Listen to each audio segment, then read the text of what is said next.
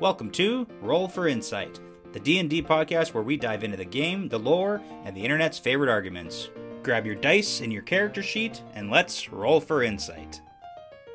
Hello, welcome to Roll for Insight. In this episode, we're going to be talking about the Locate Object spell of the 2024 D&D Player's Handbook. So, Locate Object is a level 2 divination spell for the Bard, Cleric, Druid, Paladin, Ranger, and Wizard classes. This is a great spell for a more roleplay heavy campaign with mainly social and utility usages, but there are some advantages for combat as well. So in this episode, we'll be covering the description of the spell from the Player's Handbook. We'll review some gameplay uses and examples you can bring to your table for how to use the spell. We'll get some ideas from the internet, and last we'll end with some fun fact information about Locate Object. Okay, so moving into the first topic, the spell details. Locate Object is a level 2 divination spell for the Bard, Cleric, Druid, Paladin, Ranger, and Wizard classes. It's got a casting time of 1 action, the range of self, and the components are verbal, somatic, and material. The material component is a forked twig, and the duration is concentration up to 10 minutes. Describe or name an object that is familiar to you. You sense the direction to the object's location if that object is within 1,000 feet of you. If the object is in motion, you know the direction of its movement. This spell can locate a specific object known to you if you have seen it up close, within 30 feet, at least once. Alternatively, the spell can locate the nearest object of a particular kind, such as a certain kind of apparel, jewelry, furniture, tool, or weapon. This spell can't locate an object if any thickness of lead blocks a direct path between you and the object. Now, we need a few clarifications on the spell description. So, Locate Object can help you sense the direction of the object you're looking for, but it doesn't give you the distance to that object. So it can be a little bit more challenging to find what you're looking for. However, with a bit of triangulation, you should be able to determine roughly how far away the thing is.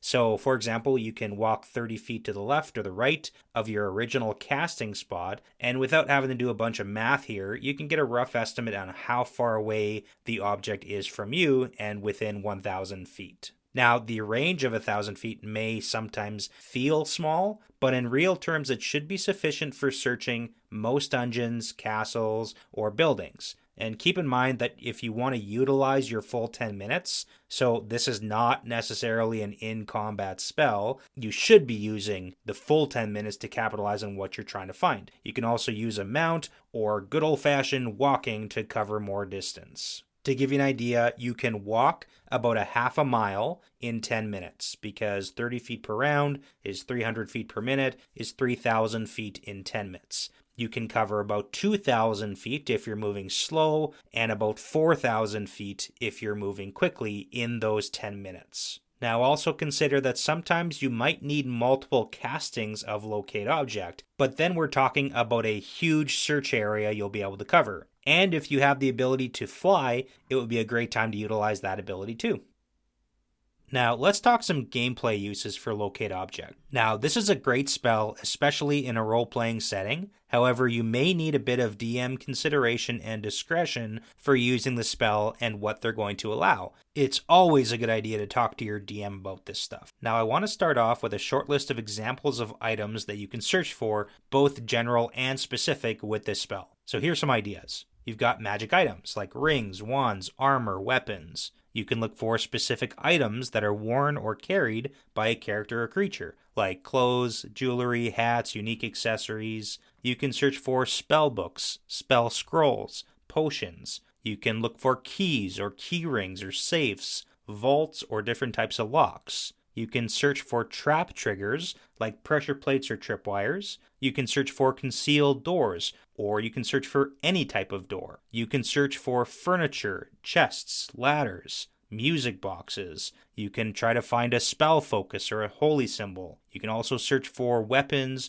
armor, tools, gold, gemstones, rings, necklaces, tiaras, crowns, anything like that. The locate object spell can be used for. But now to get into some more specific combat and stealth uses to give you ideas of how to apply it in your own situation. So, for example, let's say that we are tracking an enemy or a suspicious NPC. So consider how you could use locate object to find that person. So did the evil wizard just dimension door out of the fight? Well, dimension door only has a range of 500 feet. So if you get a locate object casting off targeting the wizard's robes or a unique headpiece it was wearing, then you can tell which way he escaped and chase after him. Now, if there's a suspicious merchant arriving in town, you could have a bag of unique tokens on your character and then wander over to the merchant's wagon and hide away one of those tokens in the wagon bed when they're not looking. And now you can target and track them to where they're off to next. Another great use of locate object is using it to avoid patrols. So you can detect the nearest guard's tabard or uniform within 1,000 feet, and you know the location, the speed, the direction of the movement, and you will continuously get a ping for the next 10 minutes on where the nearest patrol is. In a similar way, if you know assassins are coming for the king, well, do you know the special blade or signet ring or hood that they wear? Because stealth rolls don't stop you from knowing that their weapon is moving closer and closer to your location. So getting creative with the spell can help you play a little bit of defense. Now, there's also a lot of social and utility uses to the spell, because using it out of combat to search for magic items or secret doors or gold, it will always target the nearest object of a certain type. So keep in mind, yes, you can have your big strong barbarian ally carry all of your gold for you, because then he can just stand outside the room while I do a sweep looking for gold and platinum. Now, if you're searching for secret doors, just search for doors instead, and it should ping off the nearest one, secret or not. And again, you can see why a lot of this spell's usefulness is DM dependent, so it's often worth it to talk about spending spell slot resources in a social and utility setting. Now, some other ideas: you can use locate object to be able to track anybody that you've seen by searching for clothes or something specific to their person. Then you can search for hostages, enemies, and even your allies by giving each of them an individual token to make sure you can find them if they've been taken or get lost. Like if you have an NPC who's gone missing, search for the king's crown or the cleric's holy symbol, that one warrior who's the only guy you've ever seen who fights with a trident. Search for unique items to help find them, or maybe where they last were. You can also do things like mark a coin and then give that to an NPC, and since you know the unique item, you can track that person, or rather, more specifically, the coin that you're hoping is still on them. Now, there are some benefits and limitations for this spell.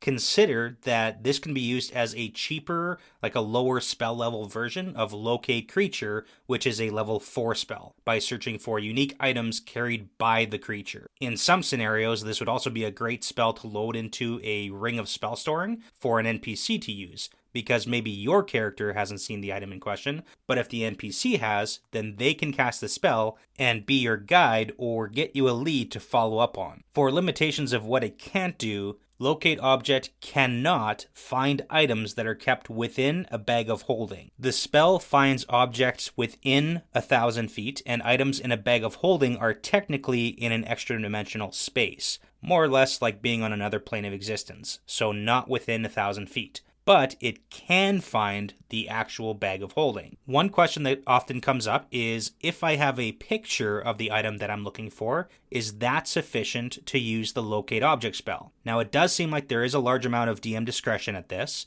Generally, people tend to say, no, a picture doesn't count, because the spell specifically says you must see it up close within 30 feet. However, many argue that if the picture or statue or replica or illusion is detailed enough, then they can make allowance for that in their ruling. There's also consideration that pictures and the like may not be enough to find specific items, but they can be beneficial to finding objects of a particular kind. So for example, using a picture of a ruby won't help me find that specific ruby, but it can help me find any ruby in the area. There's also been been suggestions of using the spell to find plants in the wild and using it as an herbalist or to gather resources for a town. Although this would be up to the DM's discretion, there is also a specific spell called Locate Animals or Plants, and you could argue that since plants are alive, as are creatures, you cannot use the Locate Object spell to find live plants. However, you could rule that Locate Object can find dead plants.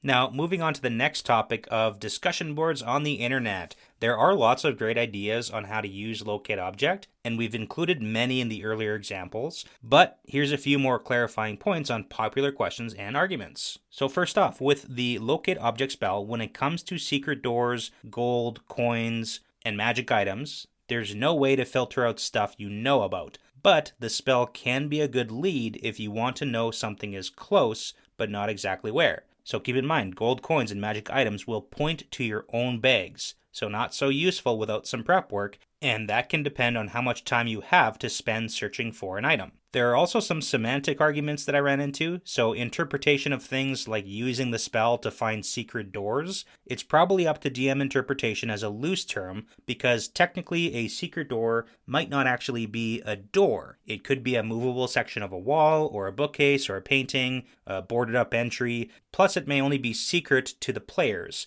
So we're getting into loose terminology here, so again, DM interpretation. You can also be more specific to the type of material used or the architecture, or maybe an intrinsic property of the thing that you're searching for. So do you know what the material is made of, and is that a unique material? The other really funny argument that I've seen is in regards to the use of lead, since any thickness of lead blocks the spell as per the description. So now you can use lead to your advantage. You can exclude items from your search by using lead-lined sheets or containers or cloaks. So the idea is you pile up everything that you want excluded from the search and throw your nice lead blanket over it, and now you can continue your search. You might run into some problems though, because you need to consider how you're going to get access to a lead-lined anything and the utility of that item itself, and how big and how heavy is this lead-lined blanket. You also have to consider how much time do you want to spend removing and piling all of your magic items to cover it with said lead-lined blanket so that you can continue your search. The idea is to use the spell to find the nearest item to you, then use the lead to block the tracking so the next item of that particular kind shows up. The other great argument from the internet is talking about lead containers, because why wouldn't the Lich hide their phylactery away in a lead container to prevent any person with access to this level 2 spell from finding it? So how about instead of searching for the item inside of the lead container, just search for lead containers. You'll only be blocked from finding the lead container that is within a lead container, unless of course it's covered by a lead-lined sheet.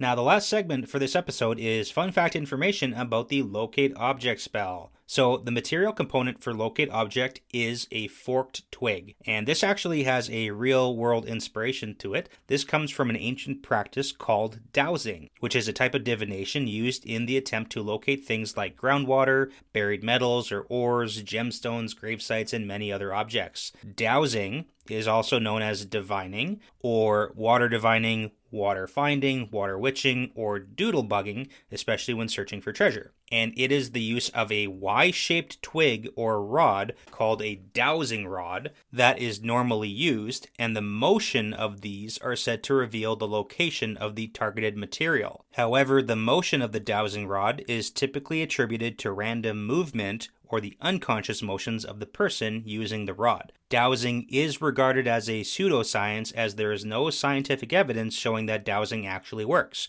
but it is a great real-world reference to use a forked twig as the dowsing rod material component for Locate Object. Well, that's it for this session of Roll for Insight. Thanks for listening, and thank you to all our supporters on patreon.com/rollforinsightpodcast. And we will see you next time.